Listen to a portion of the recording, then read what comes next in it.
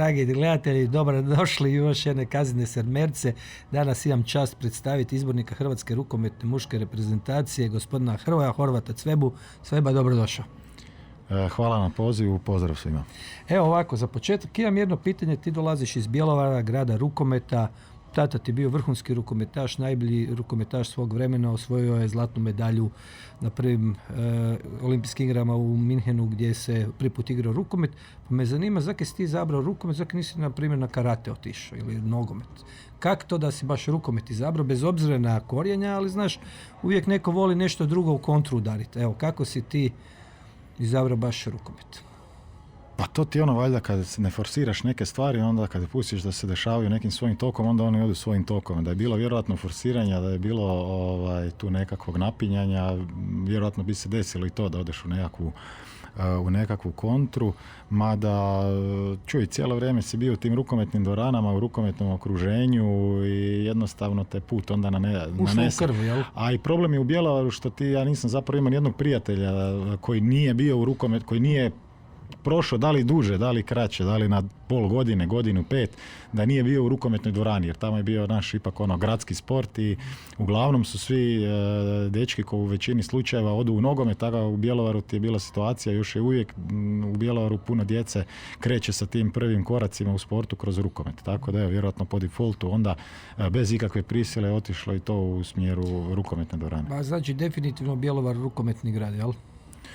Pa je, da, Bjelovar je po tradiciji već, kad kažeš Bjelovar, manje više ako neko ima neku poveznicu, to je prvo rukomet i dobro je da se Bjelovar evo i vrati u prvu ligu. Ja se nadam da će se tu sad etablirati, da će ostati, da ćemo postati opet prepoznatljivi i stabilni ligaš, jer mislim da je to dobro i ipak iz jedne takve rukometne sredine uvijek izlazi veliki broj rukometaša. Da, a ovo si sad nešto jako lijepo rekao i to je zanimljivo za one gledatelje koji nam gledaju, dakle one koji su mladi, djeca pa i njihovi roditelji, gdje si rekao da nije bilo forsiranje. To je, mislim, ona jedna ključna stvar i poruka koju možeš reći.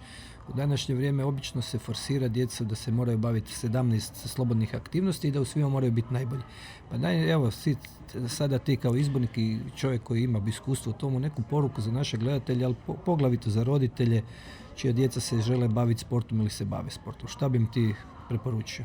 Pa to je sad jedna ovako jako široka tema o kojoj bi mogli sad sat vremena pričati i raspravljati, ali poanta je ta da sam se ja nagledao jako puno djece koji su bili tu ugurani, forsirani i šta je najbitnije, koja je uglavnom poruka tim roditeljima, djeca nisu sretna i kraj priče, nema šta dalje pričati. Ako on sam sebe ne nađe, ako on nije sam po sebi sretan, ako on ne bježi od kuće sam na trening, na bilo koju aktivnost, onda nema tu puno sreće. I ja vjerujem da kad bi roditelji si tako postavili stvari, a šta je primarno, znači nije primarno odgojiti najboljeg matematičara ili najboljeg nogometaša ili najboljeg fizičara, mislim da bi trebala biti zadaća nas roditelja da odgojimo sretnog matematičara, fizičara, nogometaša, rukometaša i da bi nam to trebao biti nekakav primarni cilj u životu. A uz neka forsiranja, mislim da u životu ne možeš zapravo ni ništa isforsirati.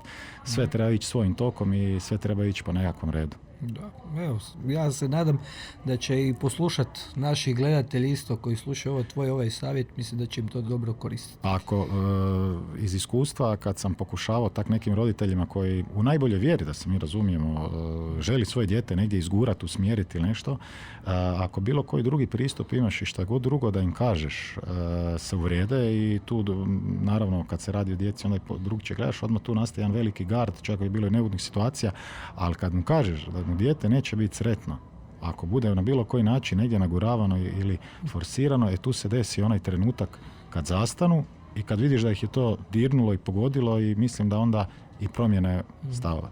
Evo, htio sam te sada pitati nešto vezano uz olimpijadu koja je iza nas, ali prije toga krenuo sam s ovim olimpijadom 72. u Minhenu. Tad se prvi put igrao ovaj dvoranski rukomet koji znamo. Sigurno si gledao utakmice s te olimpijade, pa me zanima evo tvoje stav i mišljenje o tome kakav se igra rukomet tada, kako se igra rukomet sada, koliko je evaluirao, dakle koliko je napredovao, brzina, evo s te jedne stručne strane da nam kažeš malo o razvoju rukometa od prvi put kad je bio igran, dakle 72. u olimpijadi u Minhenu i sad u Tokiju. Malo jedno tvoje viđenje oko dakle, napretka. Akceleracija svega je na kugli zemaljskoj, tako da isto tako naravno akceleracija i u sportu i danas se to ide do maksimalnih granica. Kažu dok je taj novac ušao u sport da je sporta nestalo, ali treba reći da je cijeli sport općenito se digao na jednu višu razinu sa ulaganjem, sa analizom, sa znanjima, kako se razvijaju i mobiteli, kako se razvijaju auti, sve u svijetu, tako se razvija i sport. Da li je to bolje, da li je to ljepše, da li je to kreativnije, to je jako upitno, ali da smo otišli naprijed po nekakvoj brzini, dinamici i tako dalje, to sigurno jesmo. Ja volim gledati rukomet ko vještinu i mislim da je rukomet misaoni sport, tako da evo, rukomet tu treba tražiti tu ljepotu, a to što je otišlo fizički neke stvari naprijed, to je po meni sekundarno. Pa to me zanima sad čisto i po antropometriji i drugim nekim parametrima, da li bi tadašnji recimo rukometaši, koji su bili vrhunski, dakle govorimo prije više od praktički 40 i nešto godina, mogli danas igrati u dakle, današnji rukomet u ovim uvjetima kojima se danas igra i trenira?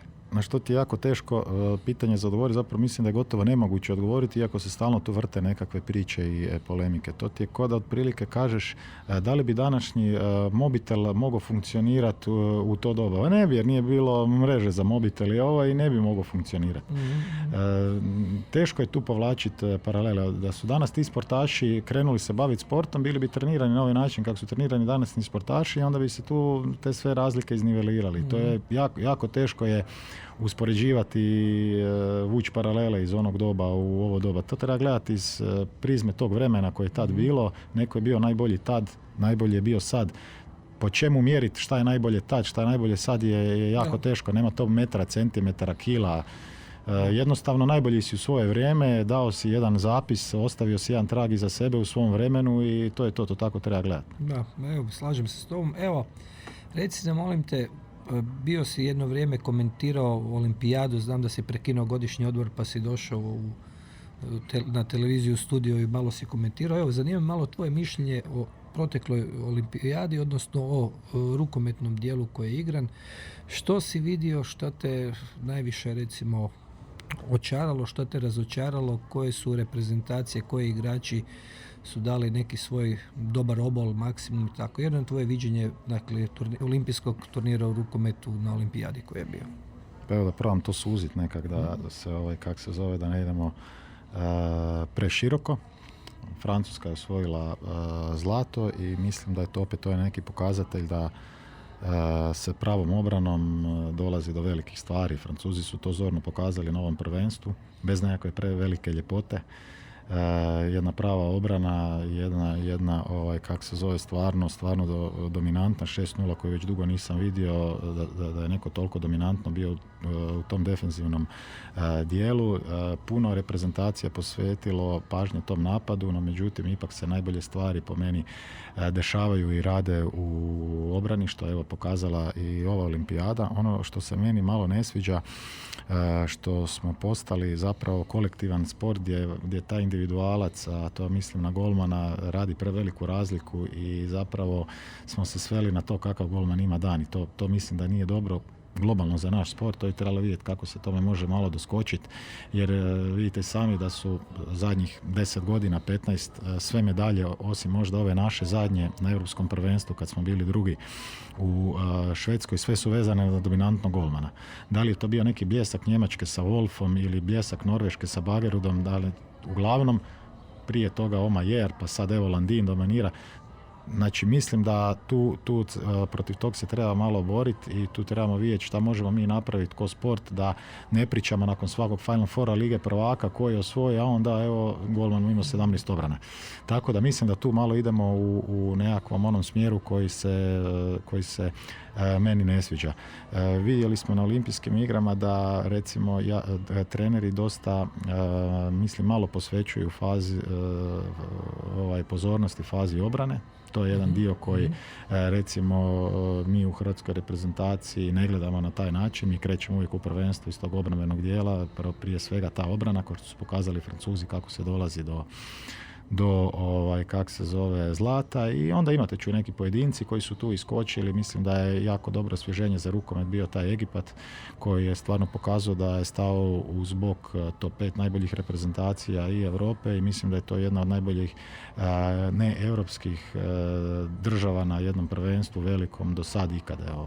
Egipat, tako da sve pohvale Egiptu. Bio sam čak i njihov fan, navio sam i zbog toga što je bio i Lozer tamo kod trener golmana, pa je to onda ipak nekakav hrvatski štih na olimpijskim igrama. Pa ne, super. A reci mi, recimo, od igrača koji ti se najviše dojmio? Da li je to bio, ne znam, Karabatić, Hansen? Koji ti je dao po tebi neki baš utisak ostavio da je cijeli turnir olimpijski odigrao onak na vrhunskom nivou? Pa gledaj, ja volim taj rukomet ipak promatrat kao kolektivni sport, i onda najviše kažem ti što mi se dojmilo, to sam ti već i naglasio, je bila ta obrambena snaga, čvrstoća i to kako su nastupili Francuzi na tom turniru. Sigurno da tu ima pojedinaca koji su odigrali jako dobar turnir. Sviđa mi se Jahija, desni vanjski, recimo iz Egipta, je odigrao strašan turnir, ali u principu niko da te posebno iznenadio. Vidjeli smo par mlađih igrača koji dolaze, znamo Španjolce na koji način igraju, i tako da nije tu bilo nekakvih sad prevelikih iznenađenja. A kako komentiraš recimo reprezentaciju koja, ajmo tako reći, umjesto nas išla na olimpijadu Portugal? Dakle, oni su se plasirali na olimpijadu, ali nisu ostvarili nikakav značajni rezultat. Kako možeš ti to objasniti, kako to gledaš? Pa ne znam šta bi ti rekao, kako su došli, tako su i otišli. Gledno su se zadovoljili bili sa tim plasmanom, vjerojatno mi je to bila nova situacija u kojoj oni još nisu bili, pa su to možda malo bili još pod dojmom. Neki igrači koji su im jako bitni su već otišli u nove klubove, nove sredine, tu je vjerojatno možda došlo malo do razbijanja neke, ono što ih je krasilo, tog nekog njihovog zajedništva, i pokazuje se da su Francuzi ipak dobro odlučili da manje smeta tamo Portugal nego što bi im smetala Hrvatska. Da. To si upravo. Htio sam te pitati, bio si također i bio si na utakmicama Europskog prvenstva za kadete koje se odigralo u Varaždinu i Koprivnici, pa evo jedan kratki osvrt malo o našoj mladoj reprezentaciji koja je osvojila srebro. Da li ima potencijala igrača koji bi danas sutra mogli igrati za našu seniorsku reprezentaciju, i općenito nešto o turniru da nam kažeš? Pa evo, prije svega ogroman uspjeh, čestitke još jednom tim mladićima, napravili su stvarno ogromnu stvar. U Hrvatskoj našem podneblju uvijek ima talenata i tu se uopće ne treba dvojiti. Ono što sam već naglasio, ono gdje mi trebamo usmjeriti našu energiju je to da ti dečki sad imaju dobar prelaz iz tih nekakvih kadetskih juniorskih dana u seniorske dane i da im tu omogućimo bolje uvjete, da se osnaži liga, da oni mogu ostajati duže u Hrvatskoj, da nam ne idu prerano van, da ih uspijemo izbrusiti do kraja. Ova trenutna medalja, to je samo naznaka da ima talenata. Tu još treba jako puno rada da bi oni zakoračili u nekakve ozbiljnije vode, da bi došli do seniorske reprezentacije. Tu još treba jako puno odricanja i to je ono čemu mi trebamo voditi brigu. Znači da im se sad omogući naredne 4 do 6 godina da ne idu van, da ne odlaze iz Hrvatske lige i da ipak taj dio nekakvog rukometnog staža provedu doma i još uvijek provedu u učenju. Nisu oni s tim što su sad uzeli medalju, napravili neke velike stvari. Ako se budu 1 sekunda i milimetra zadovoljili s ovim što su napravili sad, zaustavit će svoj nekakav razvoj i onda naravno da se kad ne izbrusiš dijamant do kraja, on ne postiže nikad svoju pravu vrijednost koju može postići. Tako da evo, tu trebamo tražiti nekakva rješenja, tu trebamo vidjeti da ti naši talenti, da ovakvi dečki, ovakve jedne generacije uspiju se do krajnjih granica izbrusiti kod nas doma, da ne žure prerano van, tako da bi imali što bolju kontrolu na njihov. Dakle, ovo što si dobro rekao, ovo mi u biti treba biti jedan podstrek za još više rada, još više... Tako je, fenomenalan uspjeh, odlična stvar, ali kažem, ako se zadovoljiš u sportu, znači da ti je vrijeme da se oprostiš od karijere, tako da, evo, nadam se da će im to dati samo novog elana, podstreha, a kažem, na nama svima je da im napravimo uvjete da se mogu razvijati do tih granica i u Hrvatskoj ligi. Još nešto vezano baš uz dakle, to prvenstvo koje je bilo.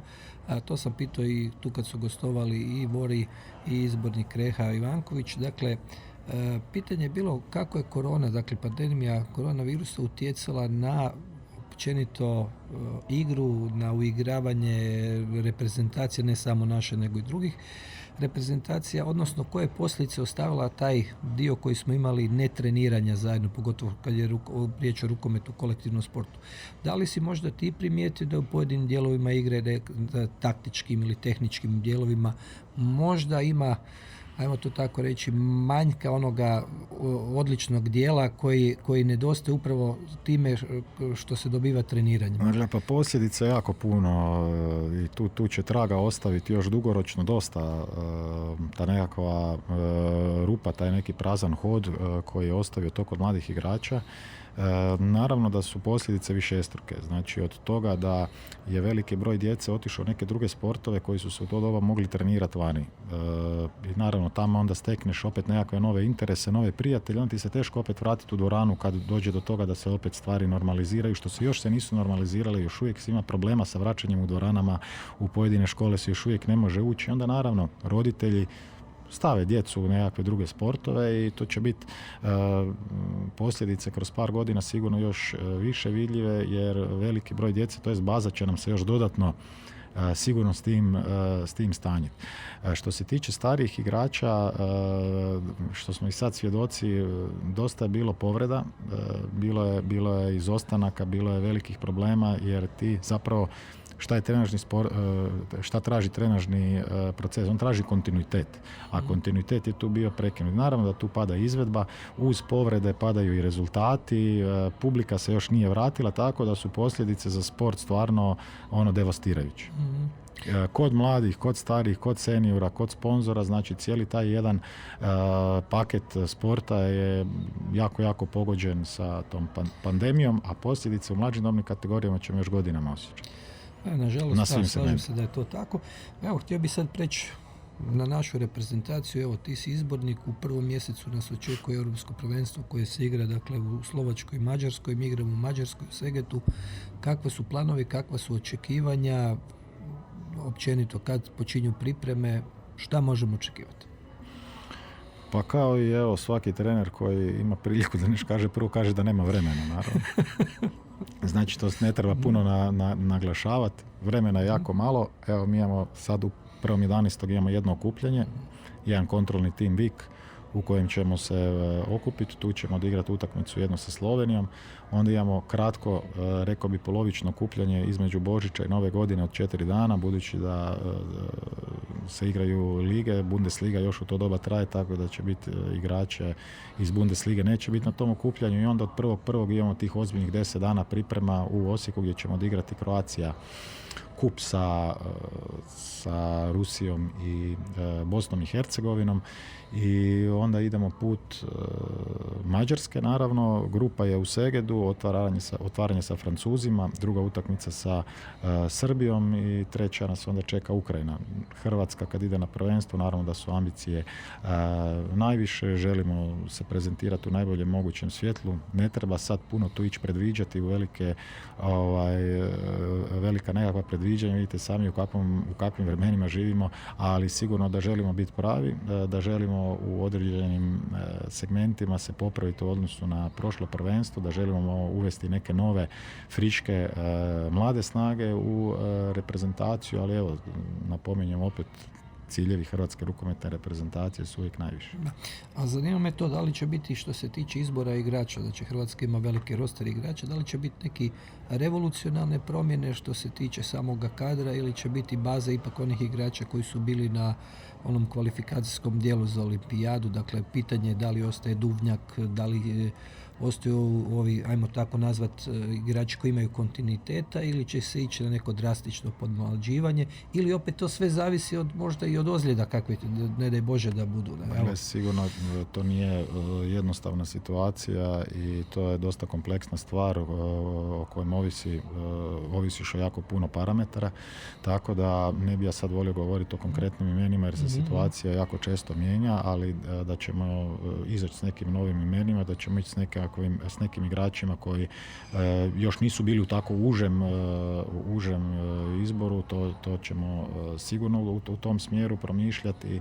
Evo, treba još pustiti malo vremena i pratiti, tek je startala sezona, kako se ko nametnu u klubovima, ovisit će puno od toga koje uloge imaju u klubovima, koju minutažu su dobili, da li se ovi mlađi koji su nam u nekakvoj perspektivi za olimpijske igre u Parizu i prvenstvo doma 2025. da li su odabrali dobre sredine, da li se razvijaju u onom smjeru kojim bi mi željeli.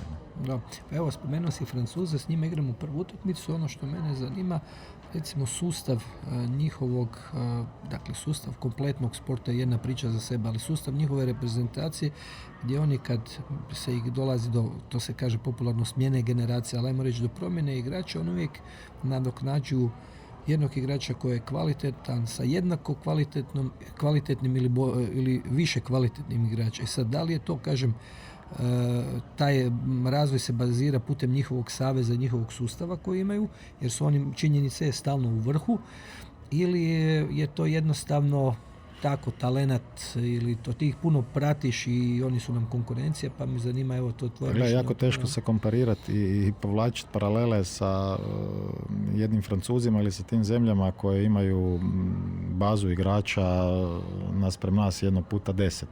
Tako da oni imaju ogroman luksuz i oni imaju stvarno u tom podmlatku i u sustavu njihovom financiranja toga svega strašne mogućnosti koje mi jednostavno nemamo. I naravno da će takva jedna reprezentacija bezbolnije napraviti nekakav prelaz iz tih juniora u seniore. Imaju strašno jaku ligu.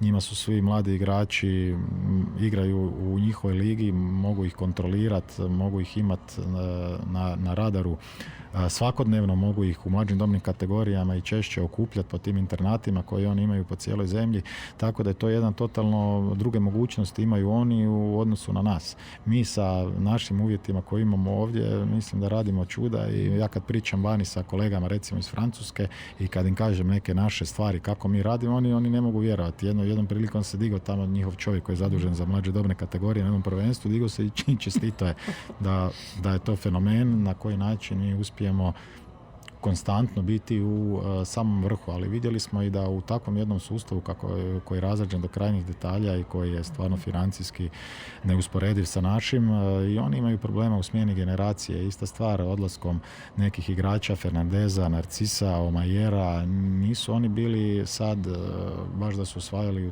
to doba medalje. Evo sad taj novi val koji dolazi, sad se opet počinju polako dizati. Tako da mislim da je jedna dobra stvar što rade recimo neke reprezentacije, imaju tu B reprezentaciju, paralelno okupljaju, kad je okupljanja reprezentacije i B, rade iste stvari što se rade u A selekciji i na taj način upoznaju te mlađe perspektivne reprezentativce sa onim što se radi u A selekciji, onda taj prelaz kasnije bude bezbolniji. Evo, na tom tragu, kažem, kada se pogleda kompletno olimpijade, kolektivne sportove, Francuzi su praktički u svim kolektivnim sportovima bili u završnicima, u polufinalima, pa jesi možda sa kolegama Francuzima pričao, dakle, da li je to jedan sustav sporta koji je razrađen na cijeloj državi? Tako je, da, oni imaju sustav sporta, imaju ogromna ulaganja, imaju svoje internate, imaju svoje škole gdje onda povuku sve te koje oni ocjene da su perspektivni tako u svim sportovima i jednostavno ne možemo se mi mjeriti s financijskom moći jednih Francuza i s brojem djece koji njima uđe u te prve selekcije. Da, oni još plus imaju one bivše kolonije pa i ona eksteritorijalna područja da ima puno kvalitetnih sportaša koji dođu kasnije u te internate i onda ih se svrstavaju. Znači kolonije nam fale. Dobro, pa mislim, sam si rekao da mi jako dobro funkcioniramo sa ovim kadrom koji imamo. Imamo prirodni talent i imamo ono što drugi nemaju, to je improvizacija. Mislim da je to... živimo u takvom podneblju da smo navikli improvizirati, da smo tu na mjestima gdje se uvijek ratovalo, jednostavno taj ratnički game, a svaka utakmica je zapravo jedan mali rat, taj ratnički game imamo. Imamo strašan emocionalni naboj što nas krasi i tu nam idu često pitanja u tom smjeru, kako vi uspijete uvijek se dopeljati do toga da vam sve selekcije izgaraju na terenu, nego što se neke reprezentacije moraju boriti s tim. Sad si baš otvorio jedno pitanje. Sljedeći protivnik, znači poslije Francuza, je reprezentacija Srbije. Oni su doveli stranog izbornika, jel tako? I sada ono što često kad razgovaramo sa trenerima iz Srbije i tu iz okruženja, Mađarske, Hrvatske, to svi primijete kako smo mi uvijek u rukometu puno bolji od njih, a imaju oni jednako dobre, kvalitetne igrače, i da ono što se nama u košarci događa, gdje imamo mi isto tako kvalitetne igrače, a nemamo rezultata, to se njima događa u rukometu. Evo, zanima me tvoje mišljenje o tome. Pa čuj, teško je, taj kult reprezentacije se gradi godinama i njeguje ga se, i o njemu treba jako voditi brigu, i to je isto jedan kod prioriteta, kod odabira i igrača, i to je kod nas na najviše mogućoj razini, i to ti je ono zašto mi imamo veliki broj navijača rukomet, zbog toga što ljudi to prepoznaju. Navijači ne prepoznaju možda jesi ti igrao 3-2-1, 5-1, jesi bio plići, jesi tu bio dublji, jesi ti tu puno trčao ili nisi trčao. Ono što oni vide je kad si ti požrtvovan, kad ono sa emocijom, kad nastupaš i kad izgoriš do krajnjih granica. I zato je hrvatska rukometna reprezentacija, naravno uz nogometnu, zapravo ima najveću tu hordu navijača, i na to smo strašno ponosni i točno znamo zašto je to, i to njegujemo i to ne puštamo. I to je naša zapravo jedna jako velika kvaliteta. Što se tiče Srbije, oni su uvijek imali pojedince, kad si stavio reprezentaciju ono na poziv, na papir, uvijek su bili nekakvi favoriti, uvijek si mislio da će iznenaditi, ali jednostavno nikad nisu uspjeli dopeljati tim na prvenstvo. I sad prvi put kroz ove kvalifikacije se pokazalo da su kliknuli, da su napravili jednu momčad, da su napravili jedan tim, i zbog toga veliki respekt reprezentaciji Srbije, i postaće, ako nastave dalje u tom tonu, jedna jako ozbiljna reprezentacija, jer pojedinaca i kvalitete s te strane su oni uvijek imali. I reci mi, dakle, igramo u Segetu, to je skupina, dakle, u Mađarskoj u Segetu igramo, jel tako? I onda završnica će se igrati u Budimpešti. To naravno od 4 milijuna Hrvata i 4 milijuna izbornika svi očekujemo da ćemo biti u završnici, ali nije baš to tako lako, jel? Pa me zanima na tom putu, dakle, do same završnice, kog još vidiš kao mogući, dakle, vjerovatno si gledao malo moguće eventualne protivnike i dalje, ko nam tu može još pričinjavati neku veliku konkurentnost? Sigurno da mi na taj način ne možemo gledati i ulaziti u nekakvo prvenstvo, jer ako ne ideš korak po korak, ako preskačiš stepenice, lako se poskliznuti. Tako da ne treba tu sad raditi velike analize. Znamo da imamo križanje sa domaćinima, tamo u onom dijelu ždrijeba su i Danci, tu su jaki Slovenci koji imaju isto strašno jaku i respektabilnu reprezentaciju. Odlučivat će, primarno se trebamo koncentrirati na nas, na našu izvedbu, da mi budemo pravi, da Hrvatska dopelja na ono prvenstvo sve što može dopeljati najbolje, i da se pokažemo u pravom svjetlu, onda se ne bojimo nikoga. A ako hoćeš napraviti pravi rezultat, jednostavno od prve do zadnje utakmice moraš biti na top nivou, moraš biti na nekakvoj maksimum svoje izvedbe, i to je ono na što se koncentriramo. Respektiramo svakog, rukomet je dosta napreda u zadnjih godina.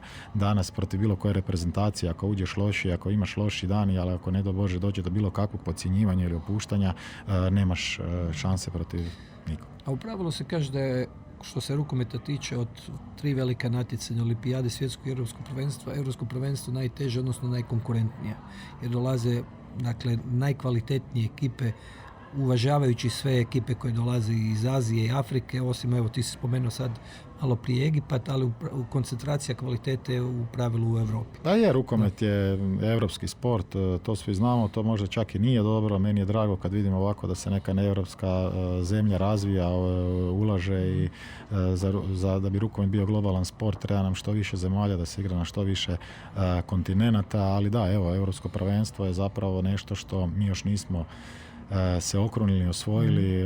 Hrvatski reprezentativci rukometni još nisu zakoračili na to jedno postolje, i sigurno je to jedan dodatan motiv i one dodatne atome snage koje ćemo tražiti će upravo biti u tom smjeru. Uvijek nam fali taj jedan korak, uvijek smo srebrni, fali nam taj jedan korak do europskog zlata, jer je rukomet najtrofejniji naš kolektivni sport.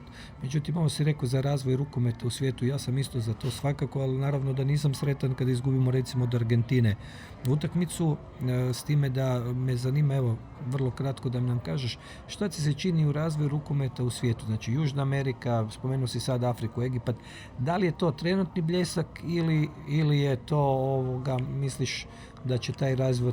Pa rekli smo već prije, na prvom pitanju, akceleracija je strašna i naravno da se rukomet probija i u te nekakve dijelove svijeta gdje možda nije bio toliko popularan, razvija se infrastruktura u tim zemljama, sve više je broj rukometnih dvorana, danas je sve dostupno znanje na internetu, educiraju se danas ljudi puno lakše nego što je to bilo prije, tako da je dobro za vidjeti da jedan Brazil ima respektabilnu reprezentaciju, jedna Argentina, da se u Africi pojavljuju dvije jake reprezentacije već duži niz godina i ja očekujem da će se kroz par godina to još dodatno širiti jer ulaganja IHF-a idu u tom smjeru da se taj rukomet disperzira na što više zemalja i na što više kontinenta.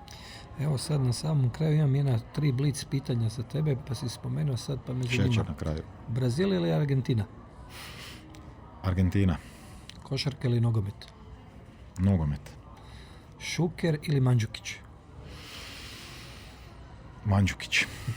Evo, hvala ti puno na gostovanju u ovoj emisiji, dakle ovom podcastu Kazneni sedmerci. Želim ti puno sreće i uspjeha u ovome reprezentativnom dijelu, da se izborite za završnicu, za najbolje moguće mjesto i naravno ni manje ni više nego zlatnu medalju, ali evo, neka bude onako kako treba biti i još jedanput ti od srca hvala na gostovanju.